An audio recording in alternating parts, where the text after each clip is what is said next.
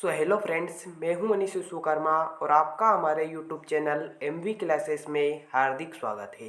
तो दोस्तों, जैसा कि आप जानते हैं कि हमारे चैनल पर क्लास 9th 10th 11th और क्लास 12th के लिए वेरी इंपॉर्टेंट क्वेश्चन एवं मार्गदर्शन की सीरीज स्टार्ट कर दी गई है, जिसमें आपको बताया जा रहा है कि आप क्लास 12th में अच्छे से अच्छे अंक कैसे प्राप्त कर सकते हैं। अगर आप क्लास 12th 11th 10th या 9th के स्टूडेंट हैं तो आप हमारे चैनल को सब्सक्राइब कर सकते हैं और बेल आइकन को ऑल पर सिलेक्ट कर सकते हैं, जिससे हम जो भी वीडियो अपलोड करेंगे आप तक पहुंचेंगे सबसे पहले और आप अपनी बोर्ड परीक्षा में अच्छे से अच्छे अंकों से उत्तीर्ण हो सकेंगे।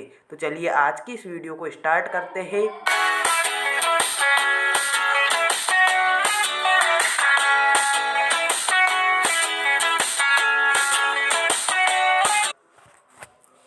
तो दोस्तों, आज की इस वीडियो में मैं आपको जो भी क्वेश्चन बताने जा रहा हूँ यह आपकी बोर्ड परीक्षा में बहुत ही इम्पोर्टेंट है, क्योंकि ये प्रश्न जो मैं आपको इस वीडियो में बताने जा रहा हूँ ये आपकी पहले की बोर्ड परीक्षा में काफ़ी बार पूछे जा चुके हैं। इन प्रश्नों को बार बार बोर्ड परीक्षा में पूछा जाता है, इसलिए मैंने आपको इन वीडियो में जो प्रश्न बताए हैं वह आपकी बोर्ड परीक्षा के लिए बहुत ही इम्पोर्टेंट है। तो इस वीडियो में मैं आपको जो प्रश्न बताने वाला हूँ चैप्टर 2 केमिस्ट्री में से जो 5 अंक के प्रश्न पूछे जाते हैं उन प्रश्नों को बताने वाला हूँ, जो कि आपकी बोर्ड परीक्षा के लिए बहुत ही इम्पोर्टेंट है। तो चलिए आज की इस वीडियो को स्टार्ट करते हैं। तो पहला जो क्वेश्चन आपसे बोर्ड परीक्षा में बार बार पूछा जाता है वह है राउल्ट का वाष्प दाब अवनमन नियम लिखिए। राउल्ट के नियम की सीमाएं लिखिए। आपसे जो बार बार क्वेश्चन पूछा जाता है वह है राउल्ट का वाष्प दाब अवनमन नियम लिखिए, राउल्ट के नियम की सीमाएं लिखिए। यह प्रश्न आपकी बोर्ड परीक्षा में बहुत ही बार पूछा चुका है और इस बार भी पूछा जाने की संभावना है, इसलिए आप इस प्रश्न को बार बार याद कीजिए और इस प्रश्न को अपनी परीक्षा में आने के लिए जो संभावना है 100% है। आपकी इस परीक्षा में जो इस प्रश्न है इसके आने की संभावना 100% है। तो इस प्रश्न को आप अवश्य ही याद कीजिए। जो पहला प्रश्न है आपकी बोर्ड परीक्षा के लिए बहुत ही इम्पोर्टेंट है। तो चलिए दूसरे प्रश्न की ओर बढ़ते हैं कि दूसरा प्रश्न आपकी बोर्ड परीक्षा में बार बार जो पूछा जाने वाला प्रश्न है वह कौन सा है।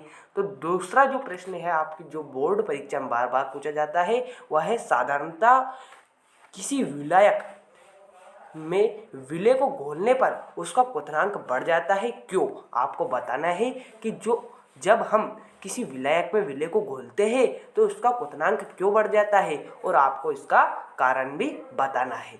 तो आपको यह जो प्रश्न है दूसरा, यह भी बोर्ड परीक्षा की दृष्टि से काफ़ी इम्पोर्टेंट है। तो इस प्रश्न को भी आपको तैयार कर लेना है और इस प्रश्न को तैयार करने के पश्चात जो तीसरा क्वेश्चन है वह आपकी बोर्ड परीक्षा की दृष्टि से जो बहुत ही इम्पोर्टेंट है वह क्वेश्चन है एक वाष्पशील विलय को किसी विलायक में मिलाने से उसका वाष्प दाब कम क्यों हो जाता है, इसे समझाना है आपको।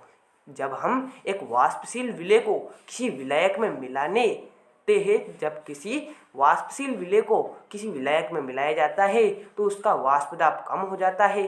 तो इसे समझाना है कि वाष्प दाब कम क्यों हो जाता है। जो दूसरा प्रश्न था उसमें आपसे पूछा जाता है कि क्वथनांक बढ़ जाता है, क्यों बढ़ जाता है। किसी विलायक में जब हम विलय को घोलते हैं तो उसका क्वथनांक क्यों बढ़ जाता है। दूसरे प्रश्न में इस प्रकार का प्रश्न पूछा जाता है। और जो तीसरा प्रश्न मैंने जो आपकी बोर्ड परीक्षा की दृष्टि से बहुत ही इंपॉर्टेंट है वो रखा है वह है जब विलय को किसी विलायक में मिलाते हैं तो उसका वाष्प दाब कम क्यों हो जाता है। तो आपको बताना है कि क्वथनांक बढ़ क्यों जाता है और क्वथनांक बढ़ क्यों जाता है, वाष्प दाब कम क्यों हो जाता है, इसके बारे में आपको बताना है। यह दोनों ही प्रश्न आपके बोर्ड परीक्षा के लिए बहुत ही इम्पोर्टेंट है।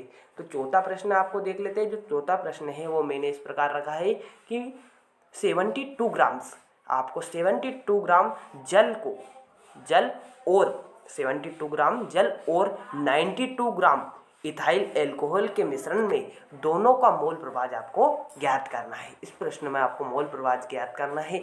आपकी यह संख्या बदल दी जाएगी, लेकिन मोल प्रभाज से रिलेटेड एक क्वेश्चन आपको बोर्ड परीक्षा में देखने को अवश्य मिलेगा। तो आपको मोल प्रभाज से रिलेटेड एक क्वेश्चन को अवश्य याद करना है।